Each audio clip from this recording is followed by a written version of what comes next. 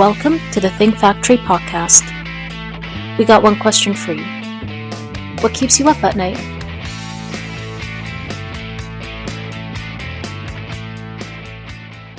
Welcome to the Women's Roundtable podcast powered by the Think Factory, where we learn how women think big and grow their business. My name is Susan Kleiner. I'm a partner with Outside General Counsel Solutions, and I'm the host of today's episode. I'm happy to have with me here today my good friend and colleague, Noelle Mykolenko.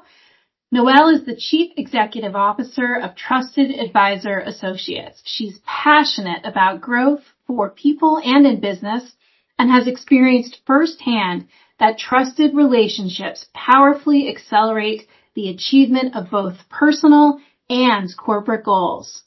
Noelle has spent most of her career as a consultant and business leader who sold, managed, and delivered complex business solutions in multiple industries. She's held director-level roles in business development, marketing, and client development at a Fortune 200 IT company. So with that, she's had the benefit of being both a consultant and a client. Interestingly, she was first a client of Trusted Advisor Associates and experienced how being a trusted advisor improves customer satisfaction and loyalty, enables vast account expansion, and increases employee engagement and business growth. Today, as CEO of Trusted Advisor Associates, her goal is to help other professionals and organizations achieve similar gains through improved client focus and trust. Based in metropolitan Washington, D.C., Noelle has an MBA from UVA's Darden Graduate School of Business and bachelor's degrees in business administration. Welcome, Noelle, to today's episode. Hi, Susan. Thank you very much for having me on. I'm excited to be here with your audience. Oh, great. So what is Trusted Advisor Associates is a boutique training firm that works with individuals and organizations to bring the concepts of trust building to life as they were written in the seminal book, The Trusted Advisor, back in 2001. Our vision is a world where professionals default to trust, and our mission is really to empower professionals with the skills and mindsets they need to build deeper trust that drives superior business outcomes. Well, what type of professionals are you talking about there? I mean, when I think about professionals and trust, I'm thinking about my own industry, which is law, but it's not just lawyers. What professionals are you talking about? It's a great question. We work with professionals in almost every industry and across the globe. Most of our clients are in client-facing roles themselves. So think consultants, legal professionals, financial advisors, customer success and customer service professionals, salespeople, anybody who is working with a customer and has a need to truly advise them on their business, or in some circumstances, in whatever it is that they're buying or the services that they're getting. So is it correct for me to say that Trusted Advisor is the trusted advisor to trusted advisors? I love that. Absolutely. I've never thought of that before. Maybe I'll change our tagline. Actually it really is, because our role, as I see it, there are tons of training companies out there, and I like to think that we carry it a step further. Our role is not just to deliver training to individuals or to help people learn a new technique. It really is to advise them on how they can have richer professional relationships, and specifically richer professional relationships that lead to professional success. So you do workshops, trainings. I think you do some coaching as well, and it's all customized for each customer. Is that correct? It's close. I would say it's tailored for each customer. And what I mean by that is we certainly have a whole catalog of service offerings. We help people think about how to improve their client relationships. We help people adopt an attitude of trust-based selling, and we help people lead with trust. Those are kind of our three primary service offerings. Within those, we work with each client individually on what their specific goals and challenges are. And then we tailor the conversation around the concept so that it becomes immediately relevant and quickly practical for the people in our sessions to go out, shift their behavior, and really be able to see results immediately. So I saw on the website, of course I know this as well, that you have a couple of tools in your back pocket, one of them being the trust quotient. And I think you also talk about trust temperaments. And so I wanted to talk to you about both of those. I think your website lists you as being the professor. Is that your trust temperament? That is my trust temperament. How do you figure out what your trust temperament is? I want to be the professor too. Well, the easiest way to learn your trust temperament is to take the trust quotient. And the trust quotient is a really short, it's 20 questions, online self-assessment that helps people understand what their natural tendencies are when building trust. And to really explain this, I need to give a little bit of background around one of our core concepts, and that's the trust equation. The trust equation simply says that trustworthiness, our own trustworthiness, is a function of our credibility, what we say and how we say it, our reliability, how well our actions meet expectations, this thing that we call intimacy, which is a sense of safety and connection with the other person. All three of those build up trustworthiness. And so it's the sum of those three things divided by or drawn down on by our level of self-orientation or focus. In other words, am I focused on what I want to get out of it, or am I focused on something other than myself?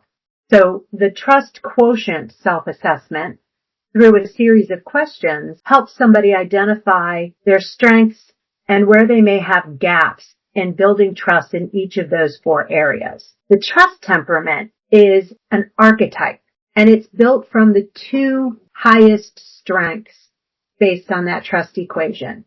So given that there are four factors, there are 6 possible trust temperaments. As you pointed out, mine is the professor. And what that says is that my 2 strengths in building trust are a high credibility. So I lead with my knowledge, my experience, how I deliver and present, and low self-orientation. It's a high score of having a low self-orientation. In other words, I'm not highly focused on myself and what I'm trying to get out of it. And so if we think about that with this archetype, it gives me a way of kind of shortcutting how it is that I build trust. I know that when I want to demonstrate that I am trustworthy to other people, I do it in a way that is focused not on myself. In fact, for the professor, my focus is on the value of knowledge or getting answers. And I do it with high credibility. So I rely on my experience, on my education, on my knowledge base.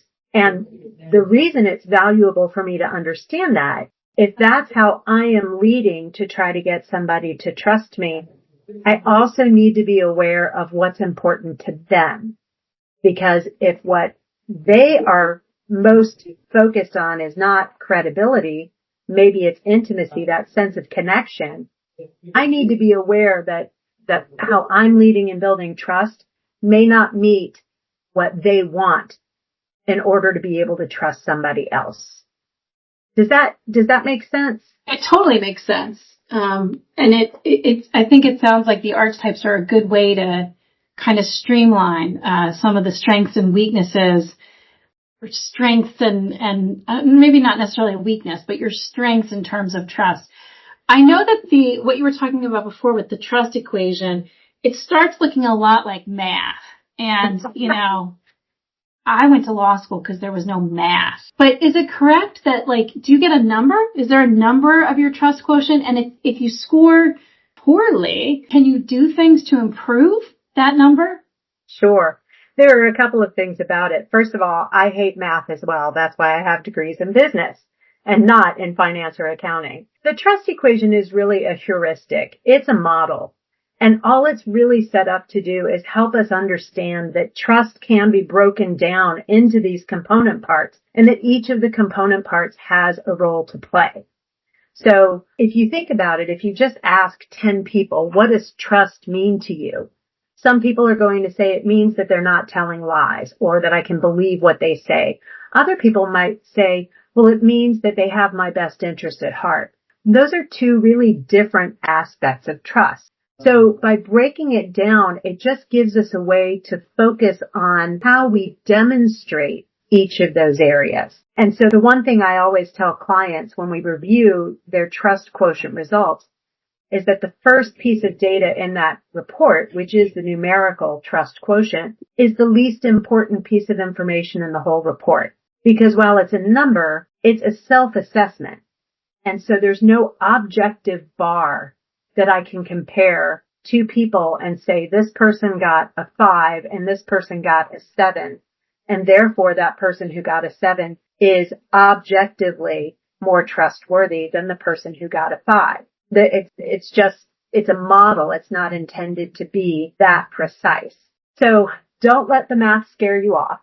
Much more important is recognizing the strengths and the gaps in each of those 4 trust areas.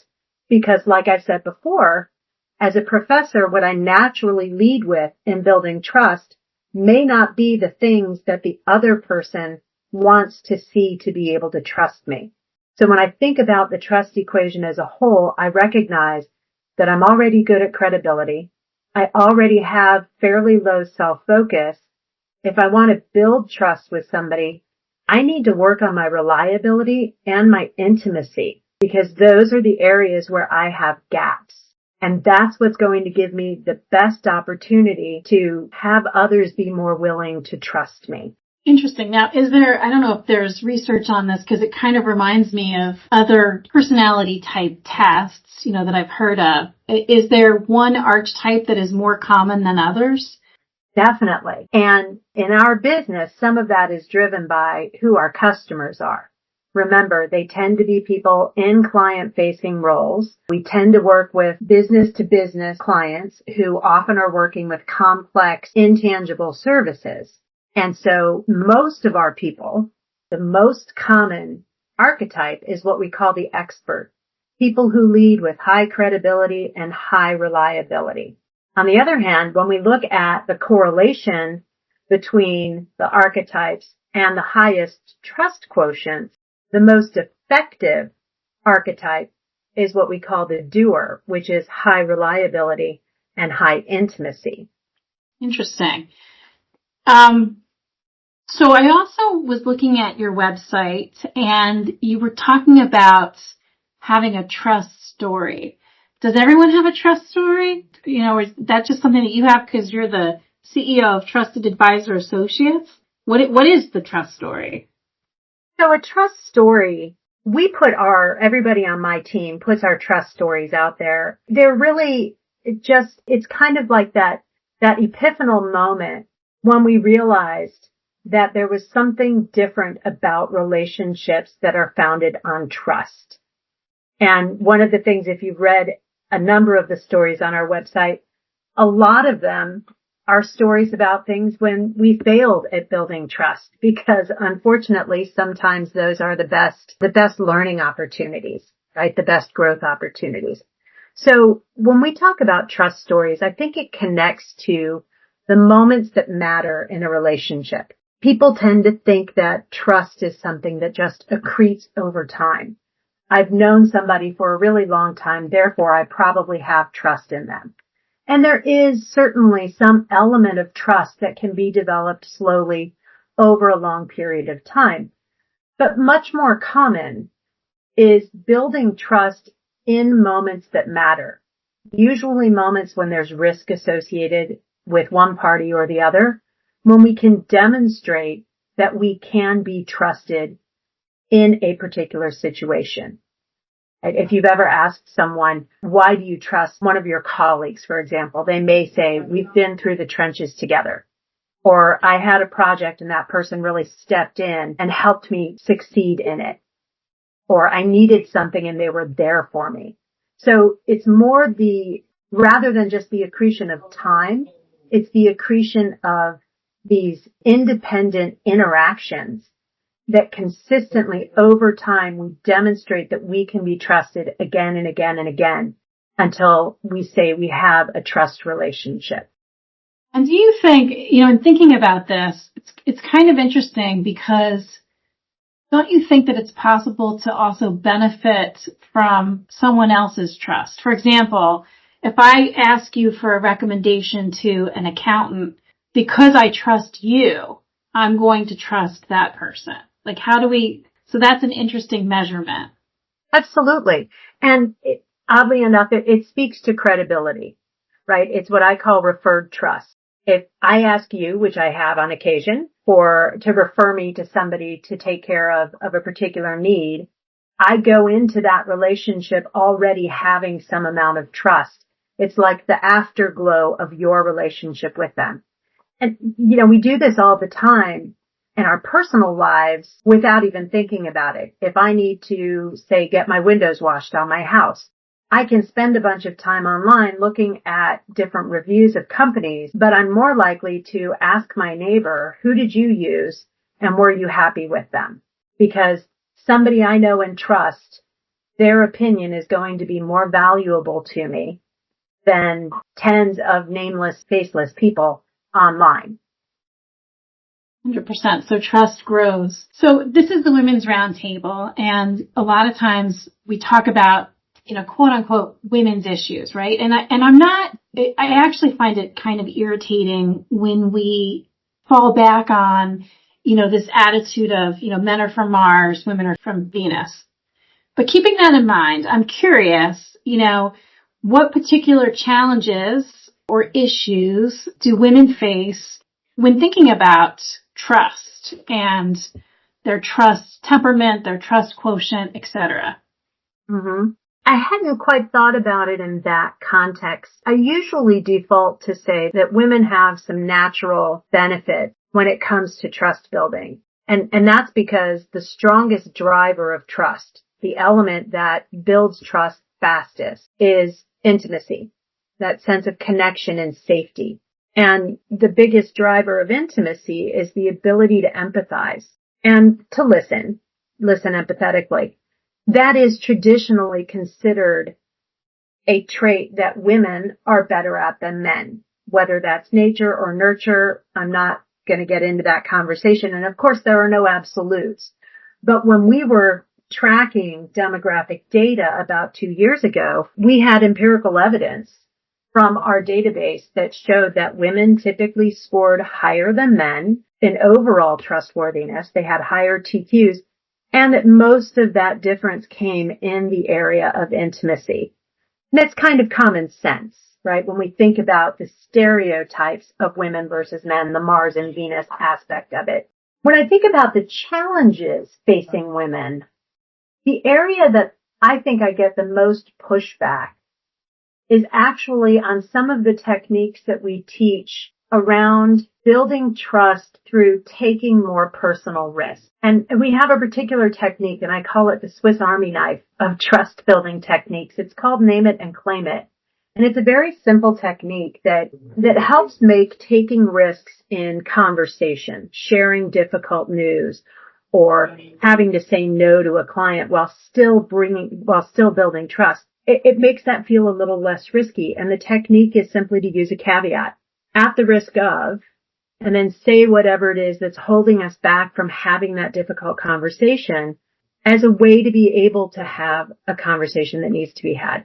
What I hear all the time from women is that caveating that, say I come to you and say, Susan, at the risk of throwing a wrench into the works, I don't think this is the right format for your roundtable. When I share something like that with women, they tend to come back and say, but I'm worried that will decrease my credibility. I guess it's a long-winded way of bringing myself around to the biggest challenge for women is balancing the natural ability to create intimacy and be empathetic against what we've been raised for in business, which is a heavy focus on credibility. And there's a false dichotomy that's well documented in professional studies that people perceive warmth and competence as being on opposite ends of the spectrum. In other words, if I appear warm, people perceive me as having less competence. And if I tend to appear highly competent, people perceive me to have less warmth. And so I think that's the biggest challenge for women is balancing that out. So you're saying that it's helpful to use the phrase, the caveat, and that's the Swiss Army knife. At the risk of. At the risk of. Yes, Interesting. at the risk of, or I may not be, I may not be seeing this clearly, or I may not have all of the information. It's just a way to kind of give the other person a warning that what's coming next isn't 100% I'm absolutely positive it's certain, right? Maybe I'm not willing to share a point of view because I'm not convinced that it's the right point of view. But if I say up front, I may not have all the evidence, but to me, this is the point of view, then it gives that person a warning that I'm aware that I may be wrong. Or if I say, I don't want to hurt your feelings, this did not go the way I anticipated, it gives the person warning that what they're going to hear next may not be pleasant. Right? That caveat is a very, very rich tool. And a lot of times women say that's tough for them because they're worried that it will erode their credibility. Yeah, that's really interesting. But you're not a trusted advisor if you're only saying the things that the other person wants to hear. Right? Yeah, So, I prided myself when I was early in my consulting career. I was very proud of the fact that I was always right until somebody introduced me to the concept of batting averages. And they said, listen, if you're batting 1,000, it doesn't mean that you're really smart. It means you're not getting enough at bats. And it was true. It wasn't that I was really, really smart. It's just that I never put myself out there unless I was 100% certain. And at this point in my career, right, if I look back and what I would tell people who are earlier career is don't get so worried about people thinking that you might not have it exactly right. Get it out there. Put your point of view out. Share your perspective, because having had employees of my own now, I hire people because I want them to have input. I want them to ask questions. I want them to think out loud. I don't hire people just because I want them to have every single thing exactly perfect before they bring it forward. that's really valuable. And it's funny because I was just going to ask you, what advice would you give to your younger self? There you have it. Yeah, there you go. Don't be afraid to get out there. And you don't have to have the answer to everything. In fact, I think that it creates trust to say, I'm not sure, let me check on that. I think that that's fair. I don't think that we can be experts on everything. And I think that for me, if I'm with someone who appears to be an expert on everything, that is the opposite of trustworthiness. So yeah, great advice. So where can I read more about all this? I mean, I know you have a website, but how do I learn more about Trusted Advisor Associates, trust-based selling, and some of the other good stuff you were talking about? Well, I would definitely say go to our website. There are tons and tons of resources there. Of course, the books. We have 3 books in our series: The Trusted Advisor, Trust-Based Selling, and the Trusted Advisor Field Book. All of those are available from any place that you can buy books. The other thing that I would add, if you do go to our website, we have a monthly newsletter. We have frequent communications with our community. So you can subscribe as a member of our community. And then one thing we do that I really like is every other month we have a free webinar on a topic. It's a 45-minute webinar. It's generally more intimate. We usually have 20 to 30 people on the webinar, and it's just a great opportunity to dive into some topic about trust building. And it's free, huh? And it's free. And you can find that on our website under what we do. There's a link on our website under what we do for webinar series. That sounds great. So what do you have coming up that you're looking forward to? What's next?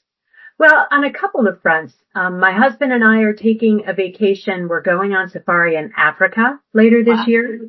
Very excited about that. We will see all manner of beasts. We'll do a balloon ride for the first time in my life. And we're traveling with a really amazing group of friends. So I'm looking forward to having some time away from the hustle and bustle to experience something new with other great people. From a work perspective, what I'm most excited about is that we've been slowly expanding into the topic of leading with trust. And I think we're looking at it through a different lens. We're not a leadership development organization. So we're not kind of the generic leadership development training.